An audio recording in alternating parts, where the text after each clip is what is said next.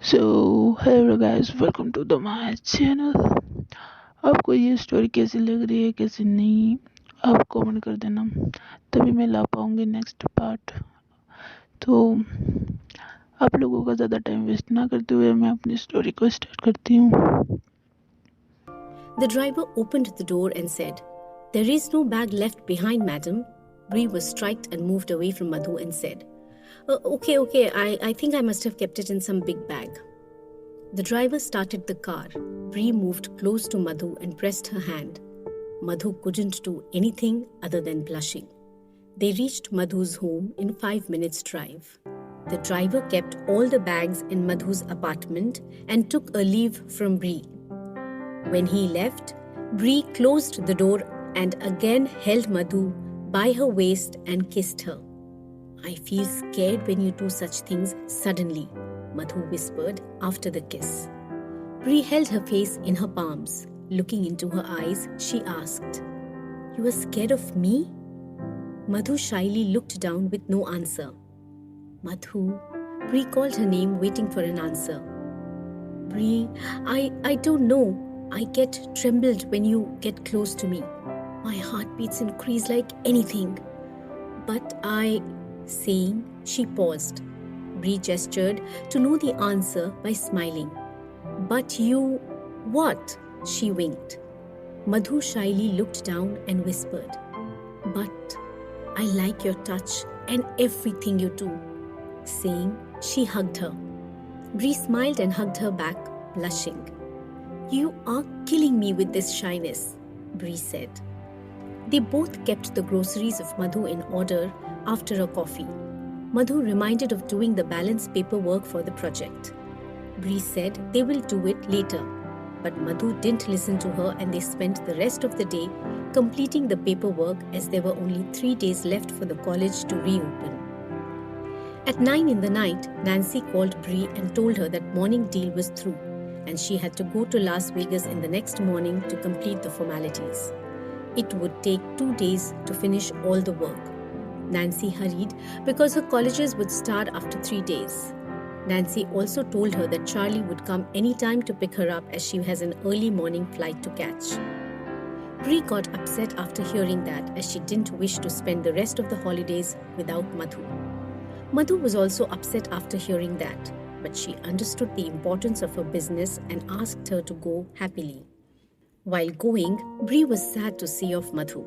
Madhu gave her a peck kiss on her lips. Bree mischievously said, "What was that? Just a peck?" "That is all I could do," Madhu said, blushing. "Let me teach you how to kiss," saying, Bree pulled her and gave her a long kiss and left her house. On the way back home, Bree thought of taking Madhu along with her. She called her mother immediately to ask the travel agent to make Madhu's travel arrangements. "Are you kidding? What would she do in your business trip?" Nancy asked in a surprised tone. "Mom, we have paperwork pending. I will finish the deal and college work both with this trip. Moreover, Madhu is all alone. Her Indian friends are also not here. This snowfall and cold climate is freaking her out. I promised her that I will be with her. So please let her come with me," Bree requested. "Does she ask you for this?" Nancy asked. "No, Mom. She doesn't even know that I have planned this. I got this idea now in the car," Bree said honestly. "Okay, let me see," Nancy said and disconnected the call. Nancy tried, but there were no tickets available in the holiday season. She told Bree on the call about the peak season and non-availability of tickets. Suddenly, Bree got an idea. She asked her mother to cancel her legal advisor's ticket and pick Madhu's ticket on that. And she told her mother to book a legal advisor with the help of her business friend who lives in Las Vegas. Nancy thought how smartly her daughter handled this situation to get what she wants. She smiled and did as she said. When Bree came home, she told her that her plan worked. Bree happily hugged her mother for the first time in those 8 years. Nancy got surprised. Tears filled in her eyes. She excused Bree. For the first time in her life, Nancy felt the affection of her daughter. She remembered all her old days, coming from a poor Jewish family of 4 brothers and 2 sisters. Nancy never felt the warmth of love. She married 25 years old Christian boy Philip Miller at her age of 18 by running away from her house.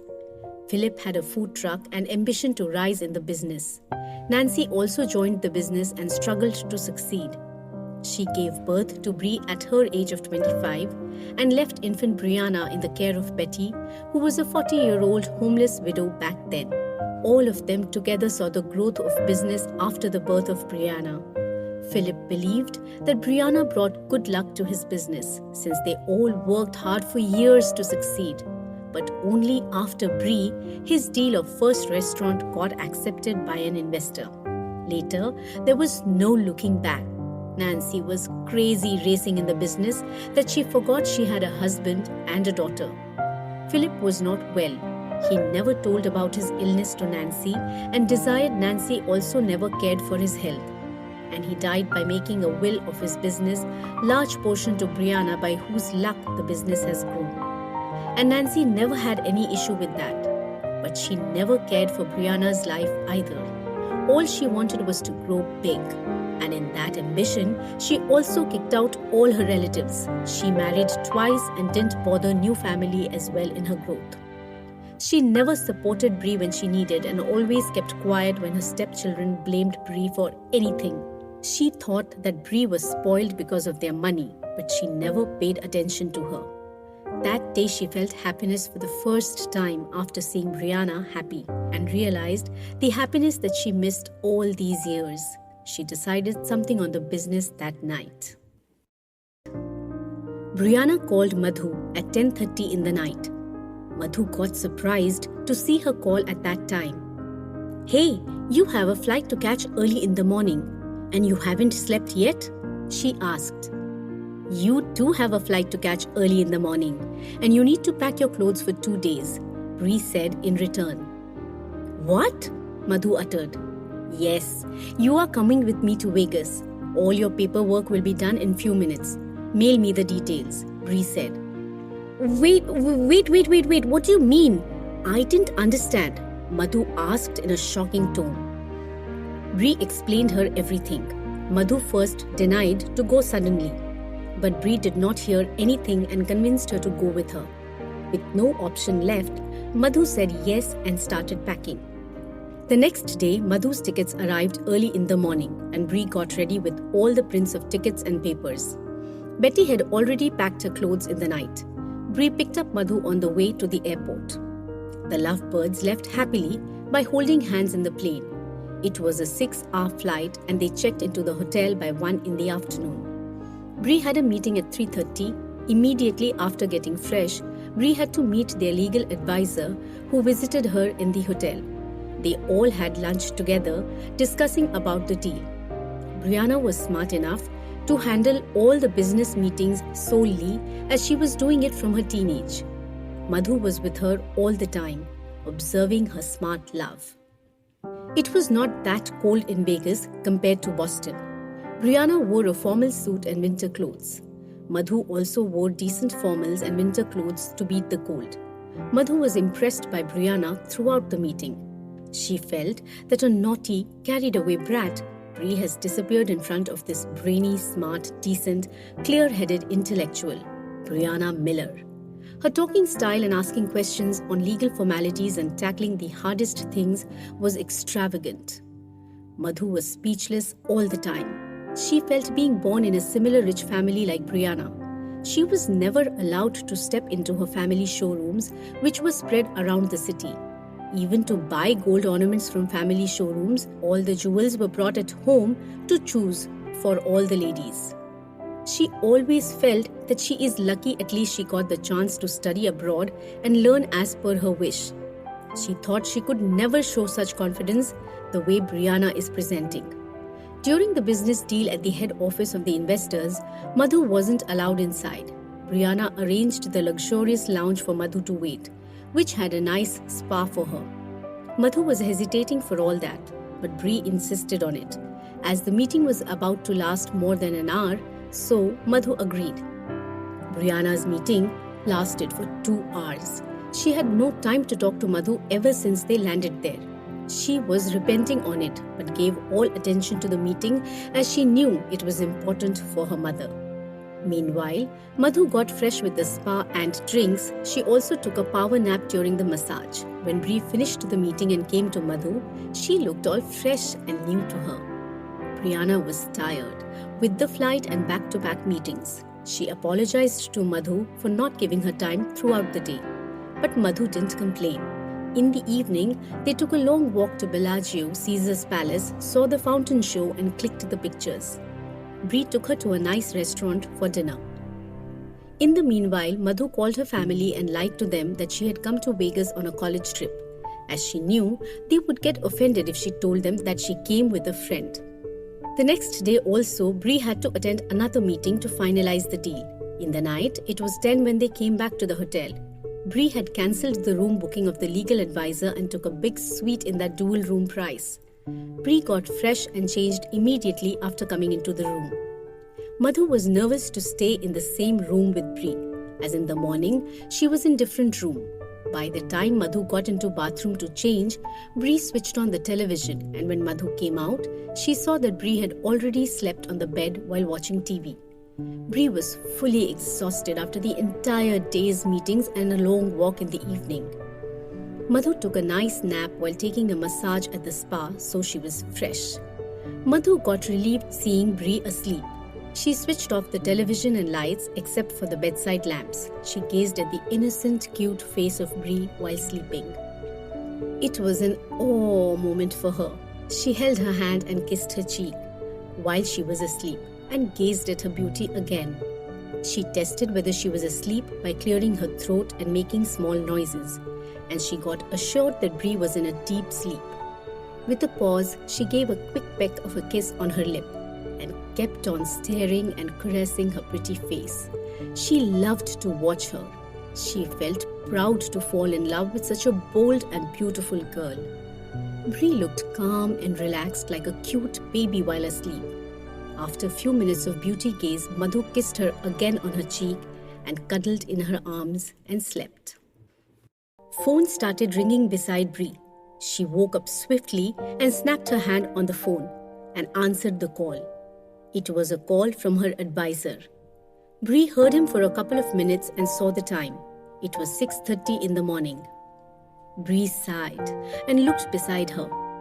There she saw Madhu sleeping in her cuddle. Bree smiled and kissed her forehead. She regretted sleeping immediately without even talking to her in the night.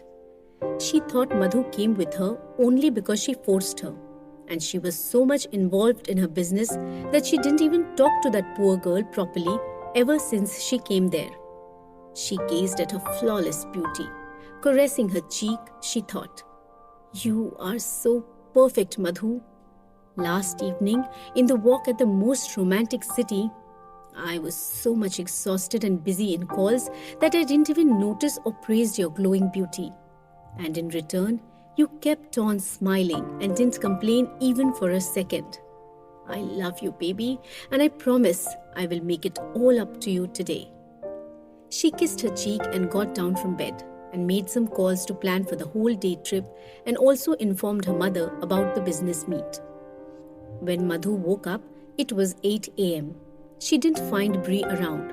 With the sound of the shower, she made out that Bree was in the bathroom. She sat on the bed thinking, I slept in the cuddle of Bree last night.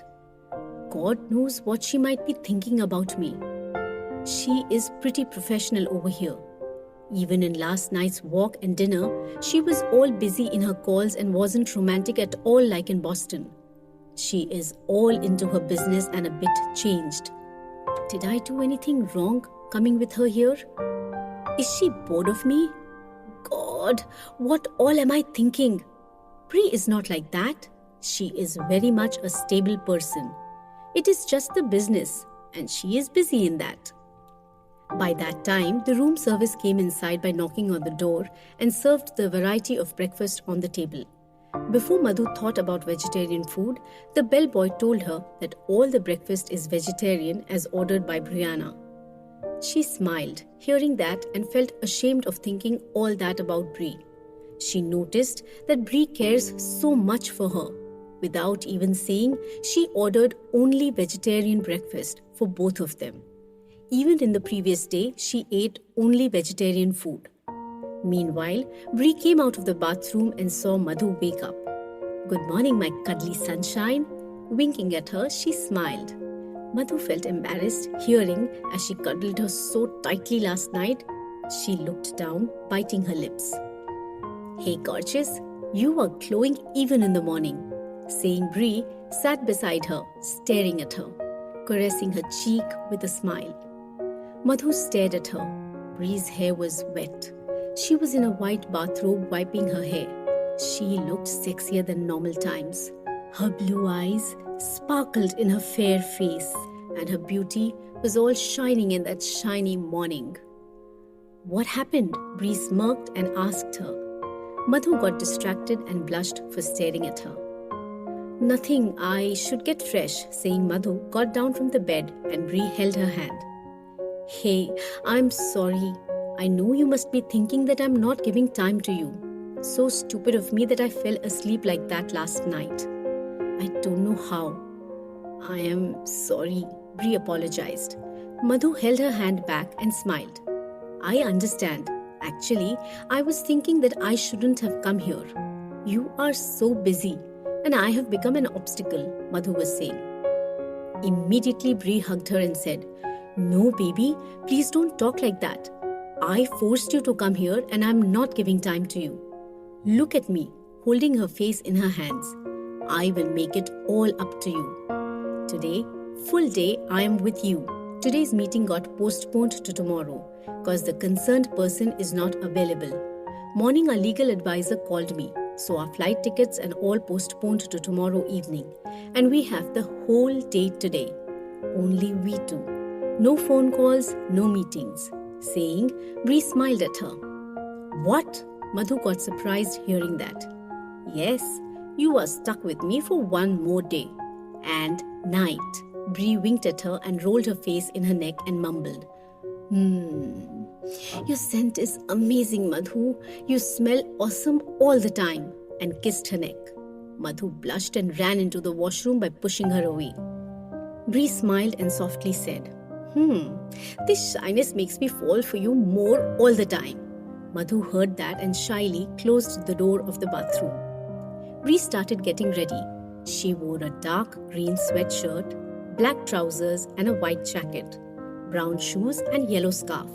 She had booked a helicopter ride to the Grand Canyon that day after breakfast. She planned to spend the rest of the day roaming around the city tour. Madhu took a bath and came out in a bathing robe. Bree gazed at her beauty in wet hair.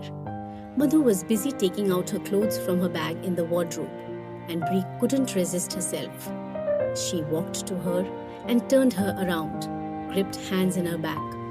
Before Madhu says a word, she kissed her instantly. Madhu felt the tickle all over her body. Slowly, Bree moved her hands in front to open her bathing robe. But suddenly, Madhu held her hand tightly. Looking down, nodding her head in shyness, Madhu whispered, "No, please."